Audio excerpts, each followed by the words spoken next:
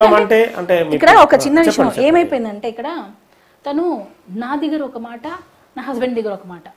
నేనేమనుకుంటాను నా దగ్గర వదినా వదినా అని పిలిచినప్పుడు నేనేమనుకుంటాను అసలు తనని అనుమానిస్తానా నేను కానీ నువ్వు అక్కడ వెళ్ళి మాత్రం నువ్వు లేకపోతే నేను చచ్చిపోతాను నాకు నువ్వే దిక్కు అని మాట్లాడుతున్నావు నేను దాన్ని ఎలా డైజెస్ట్ చేసుకోవాలి ఈ డబల్ గేమ్ నాకు తెలిసినప్పుడే నేను వాళ్ళ ఇంటికి వెళ్ళి అడిగా అది కూడా పీక్ స్టేజ్ లో తనకి మల్టిపుల్ టైమ్స్ కాల్ చేయడం జరిగింది నో రెస్పాన్స్ భయం తెలిస్తే నన్ను ఇంకేమైనా చేసేస్తుంది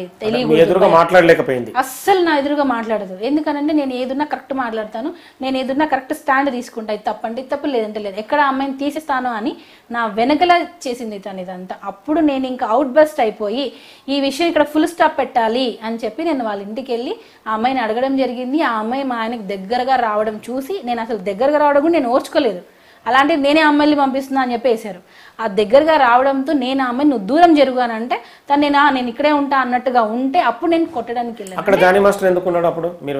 మేము వెళ్ళాము అమ్మాయికి సంజాయించడం కోసం జానీ మాస్టర్ తీసుకొని వెళ్ళారు సంజాయించడం కోసం అప్పుడు కూడా అమ్మాయి ఏమని తెలుసా నా దగ్గర వీడియో ఉంది మా ఇద్దరి మధ్య ఏం లేదు మా ఇద్దరి మధ్య ఏమీ లేదు ఎందుకు ఉండాలి మా ఇద్దరి మధ్య మరి మా ఇద్దరి మధ్య ఏం లేదు అని అంటున్నావు మళ్ళీ 16 సంవత్సరాల నుంచి నన్ను హెరాస్మెంట్ చేస్తారు అంటున్నావు మా ఆయనతో ఏమో పెళ్లి చేసుకుంటా అని అంటది నాతో ఏమో ఏం లేదంటది వదినా అంటది ఇదంతా అమ్మాయి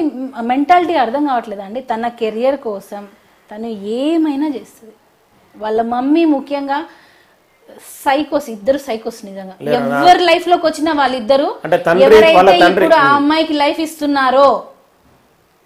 వాళ్ళు ఇక్కడ వచ్చి కూర్చుంటారు వాళ్ళ ఫ్యామిలీస్ ఇక్కడ వచ్చి కూర్చుంటాయి ఎవరైనా కానీ ఎంత పెద్ద స్టార్ అయినా కానివ్వండి ఆ అమ్మాయికి ఇప్పుడు ఏదైతే ఇంటికి వెళ్ళి నేను కొట్టడానికి ప్రయత్నం చేశా అన్నారు చూసారా రేపు వాళ్ళే వెళ్తారు మేబీ వాళ్ళు ఉన్న పొజిషన్కి వాళ్ళు రాకపోవచ్చు వేరే వాళ్ళ ద్వారా అమ్మాయిని బ్లాక్మెయిల్ అయినా చేస్తారు చూడండి నువ్వు ఎందుకు వాళ్ళ దగ్గరికి వస్తున్నావు అని చెప్పి అంటే ఈ సంభాషణ వాళ్ళ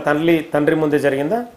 వాళ్ళ ఫాదర్ ఇక్కడ ఉండరండి వాళ్ళు వదిలేసి వచ్చేసారు ఇక్కడికి వాళ్ళ ఫాదర్ ఎప్పుడో ఒకసారి వస్తాడు ఒక ఫాదర్ ఒక మదర్ ఒక మంచి గైడెన్స్ ఉంటే పిల్లలు ఇలా ఉండరు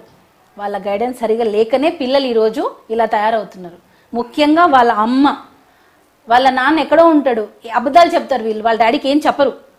నా దగ్గర అది కూడా ఆడియో ఉంది వాళ్ళ డాడీకి ఇక్కడ ఏం జరుగుతుంది అనేది ఏమీ చెప్పరు అన్ని అబద్ధాలు చెప్తారు ఏది నిజాలు చెప్పరు ఇప్పుడు నాన్న అక్కడెక్కడో ఉంటాడు కూతురు తల్లి ఏం చేస్తారు అనేది ఎలా తెలుస్తుంది ఆ అమ్మాయి ఇష్టంగా నేను కన్వర్ట్ అవుతానంటది ఆ అమ్మాయి ఇష్టంగా నేను పెళ్లి చేసుకుంటాను నిన్ను అని అంటది వాళ్ళ డాడీ దగ్గరికి వెళ్ళి నన్నే మాస్టర్ ఫోర్స్ చేశారు అని అంటది కూతురు మాట నమ్ముతారా జానీ మాస్టర్ మాట నమ్ముతారా